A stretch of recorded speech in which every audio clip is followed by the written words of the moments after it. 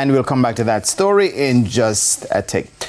Right then, some football news now. Reggae boy Demarai Gray says he's close to full fitness and ready to take part in his first COPA America tournament.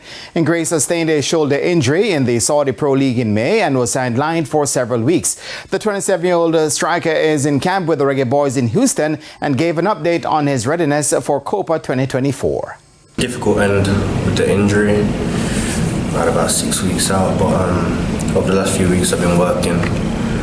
I'm trying to get as fit as possible for the COPA. So yeah, we've got a few more days for me to build, and hopefully I can get off to a good start against Mexico. Gray also assessed his time playing for Jamaica since making his debut 1 year ago in June 2023 at the CONCACAF Gold Cup. It's been good. So I've seen a lot, playing for Jamaica, playing back in Jamaica, and being at the Gold Cup and now this competition.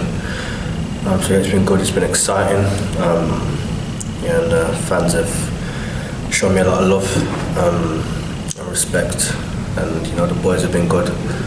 So yeah, it's been a good experience, and these tournaments and the World Cup and the qualifiers that we've got ahead.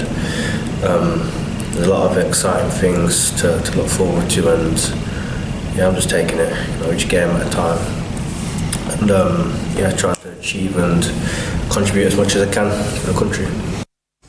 Gray has scored 5 goals in his 11 games for the Reggae boys so far.